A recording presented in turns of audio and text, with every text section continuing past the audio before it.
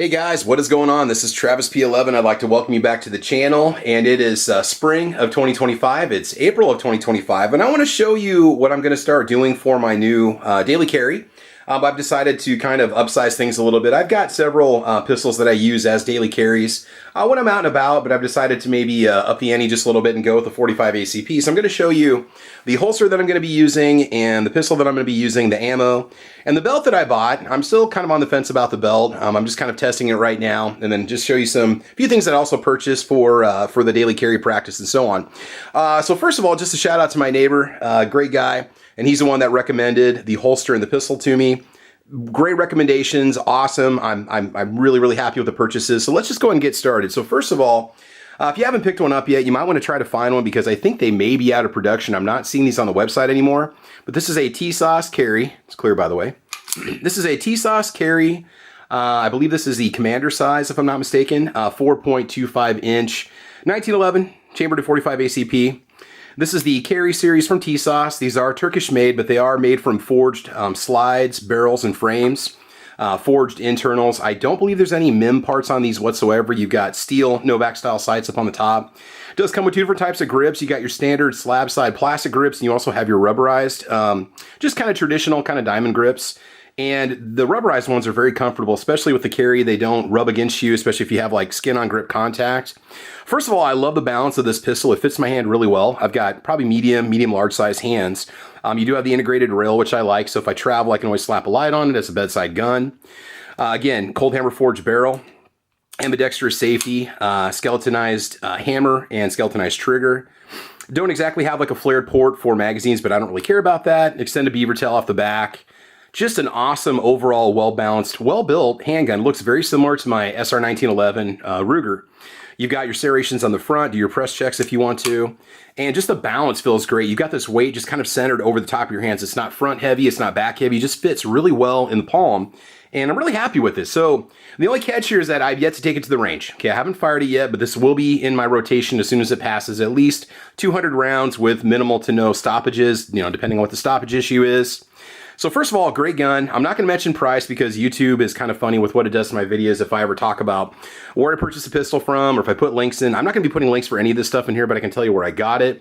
You guys can look it up later. So anyway, you can order these online. The prices are going to vary depending on where you find them and when, but I think they still make these in all black, but this brushed stainless finish is just beautiful. It really reminds me of my Beretta 92 FS M9A1 Inox compact carry gun. Very similar finish.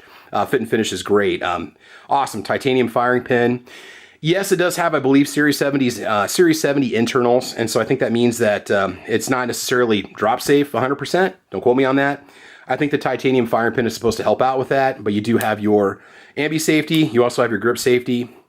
But again, you always want to treat every gun like it's loaded and treat every gun like it could go off, right? You want to be very careful with it. Awesome pistol so far. I have carried it and kind of worn it around a little bit, just kind of breaking the holster in.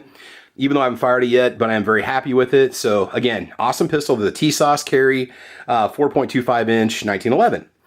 Now, one thing about this, you're going to have some trouble finding holsters, in my opinion, that are specifically cut to fit the 4.25 inch barrel with an integrated rail. There's just not a ton of holsters out there.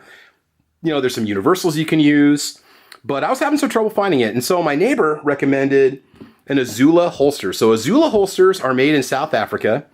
I don't remember what the warranty was on it. I think I might have mentioned it earlier.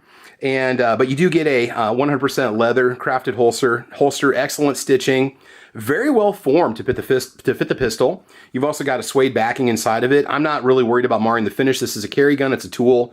It's not a trailer queen, right? So they do have a Tisas government 1911 with rail holster on the website for about 60 bucks. And I did get it with this angled carry style. This bit of a cant in the tilt. And if you get this, you can get this as a right-hand draw, left-hand draw. They do inside the waistband, outside the waistband. And it is molding really nicely to the gun. It does have good retention in it, but it is also easy to draw. You got this nice kind of sweat guard on the back that does prevent everything from cutting into you. You can see where there's some marks right here from where the safety has imprinted into it. You can get this in black and brown. I think they have two different shades of brown you can get. I decided to go black. I know the gun's silver and black. It matches, but it also kind of helps hide the gun a little bit better when it's on my person. This is obviously your outside the waistband carry. My neighbor did tell me that he did have trouble with like one of the holsters one time. He did contact customer service. They did take care of him. No issues whatsoever. And for 60 bucks, this is a fantastic deal for an all-leather holster. I like it. If you guys have any luck with Azula holsters, good or bad, I want you to let me know. But just the fit and finish, the molding, the way that they just kind of blend everything in and sculpt it, it really is well done. There's no sharp edges on it. Everything is just awesome. Great holster. Money well spent, okay? Now, I also do have a Kydex inside the waistband holster. It's not with me. It's upstairs in the drawer. I got that one off of eBay, and I think I did talk about that when I did an unboxing of the gun. I'll put the link to the video for the unboxing in this video. You guys can watch that. It's a $35 American-made Kydex inside the waistband holster, and I have really good luck finding holsters on eBay, of all places. Small shops that make holsters that just kind of do their own line. They're not really maybe out there as like a standalone website. They just sell on eBay. They always offer the best value, and for 35 bucks, I could not find a better deal on a standard Kydex holster. So watch my video on that if you guys are kind of curious. Also, what I like about the gun, it does have the Mech-Gar mags that comes with it. You get 2 Mech-Gar magazines. I love Mech-Gar. I think that they kind of set a standard for factory magazines for all the companies they manufacture for. These are made in Italy. You do get 2 of them with the gun. This is an 8+1 carrying capacity. I might buy some extended capacity magazines, but I'm happy with at least the 16 rounds. I'm probably going to get another mag and have at least 24 rounds of 45 ACP on me while I'm carrying. So yeah, definitely a must-have. Get yourself another mag, but it does come with 2, which is really cool. I've had a lot of guns only come with 1. Ammo for the daily carry is going to be the Critical Defense 185 grain FTX tip brass case ammo. So I always thought the Critical Defense came in like a nickel case, so that way it doesn't ever tarnish. But that's not the case here with this particular ammo. It is Critical Defense. Let's see if I can get you some velocity numbers off this real quick here. All right, guys, so apologies. I don't have my reading glasses with me right here, but I'll try to put those numbers in the video when I can. So anyway, it's about $1 a round. You do get a box of 25, and I do have the 1 magazine full upstairs, and I've got another 12 rounds. I've got 2 boxes of this actually to run through it to make sure it's going to cycle properly after I do some basic break-in with it. If you're not familiar with Critical Defense, supposedly the powder in it doesn't flash quite as bright as regular powders do. That's supposed to help you if you happen to shoot in low-light conditions. You got the poly tip in it, which is supposed to help penetrate fabric before it starts to open up. I'm sure there's some magical items in Critical Defense that makes it do what it does. Obviously, you got the hollow point round that's going to be in there too, the FTX bullet. And I've always trusted Critical Defense. I pretty much have made that the standard in most of my guns. Now, I do have some Federal Punch in others and a few SIG rounds in another one, but I've been doing the Critical Defense for quite a while. And so that's going to be my go-to carry ammo. Now, as for belts, that's a whole nother rabbit hole in itself. I will be getting a different belt. I just wanted something right away because I wasn't happy with my current belt that I had. And actually, my VersaCarry belt's way too big because I've lost quite a bit of weight, so I can't use my VersaCarry leather belt easily, so I don't have that anymore. So I did get a Jukmo belt off of Amazon. They're 20 bucks. It does have good weight bearing. It's a very rigid ballistic nylon belt. And I believe you do get a 3 or 5 year warranty with it. It does come in like a nice little box when you get it. And you do have a little bag that comes with it, and you got a card in case you need any help or service. There is a number you can call that's here in the USA. If you need help with it, you can trim this down to fit. I'm a 35, 36 waist. I think I bought the medium, if I'm not mistaken. You guys are going to want to check over on Amazon before you do that to make sure you get the right waist size. Yeah, unfortunately, mine doesn't say what size I bought, but that would be back in my purchase order. But they do tell you the recommendations for the waist, and whatever I bought fits me perfectly. And it is a really nice belt. And then, it's kind of a simple style where it just goes in. Show you how this is going to work. It's going to ratchet into place. And so you have like 1/8 inch or 1/4 inch adjustments, which I love. There we go. And you can trim it down to do whatever you want. You can burn the ends if you want to trim off some of the excess. And you have a little spring-loaded latch up here on the top you can use to loosen the belt.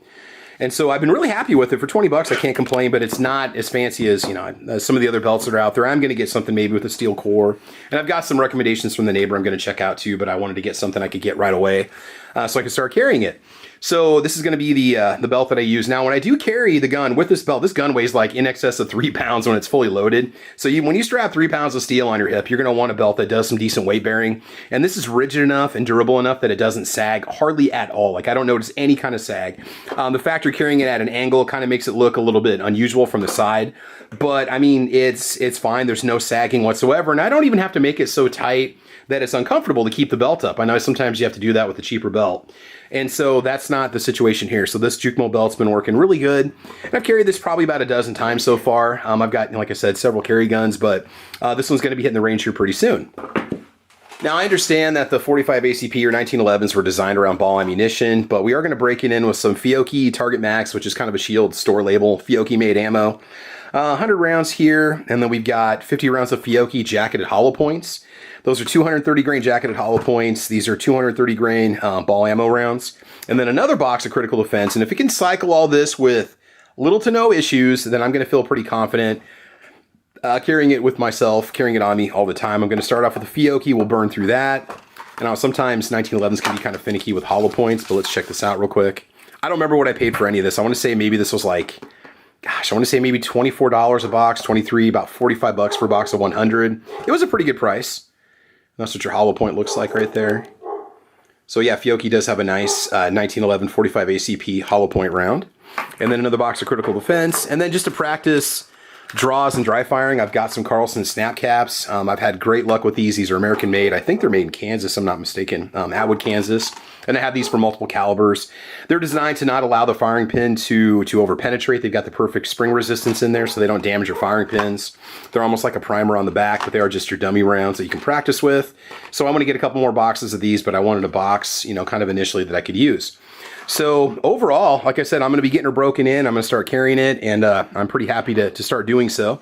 Now, when it comes to, you know, carrying the 45 ACP round, I know we're going to argue back and forth. It's an old geezer round, blah, blah, blah. I mean, it's won a couple world wars. I think it's proven itself. I think with the Critical Defense ammo and the velocity that 185 is going to generate, it's going to basically generate what you need to stop the issue that's coming at you if there's any kind of a problem. So I'm pretty confident in this type of a carry. Like I said, it's an excellent pistol, well built. I cannot wait to shoot it and take it out to the range. I'll do a range test for you guys too. We'll run the 3 different kinds of ammo through it, break out the chronograph, just see what it does, and see how she performs. So anyway, just a little spring update, 2025 Tisas 1911 carry series, carry model. It's engraved with carry in the top right corner. It's got their eagle on it, hawk or eagle on there. I'm really impressed with it. Oh, the other thing I do like about it, you do have some scallops cut back here just for overall grip comfort. I'm not sure if all 1911s have those. I don't think my SR 1911 does. And there's also a scallop cut right here, so you don't get that Glock knuckle going on. I've got, like I said, excellent purchase ability on this gun. I can grip it with no issues whatsoever, handle it, get a nice grip on it, and I'm really impressed with it. And then taking it apart and cleaning it, I haven't done a cleaning video yet, but when I took it apart and cleaned it, it was fine under the hood. There was no marring or factory marks or anything that was hidden from plain view. The finish was done all the way through on the gun. Everything looked excellent. So it's not like they just leave it this way and leave it rough under the hood. It really is a really well finished gun. I do like it.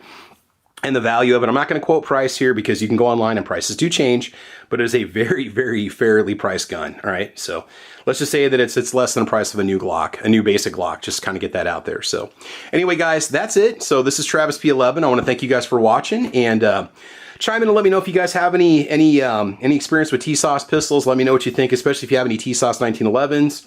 I know they did have some problems with their 10mm models. They got those addressed with a recall. I haven't heard much about issues with the 45 ACP.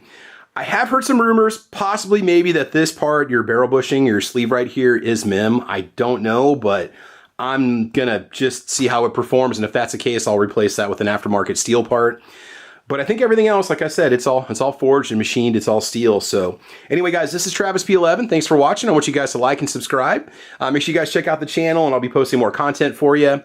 Just getting ready to kind of end things up at work here for the summertime, and that's going to free up some time for me to make some more content for you.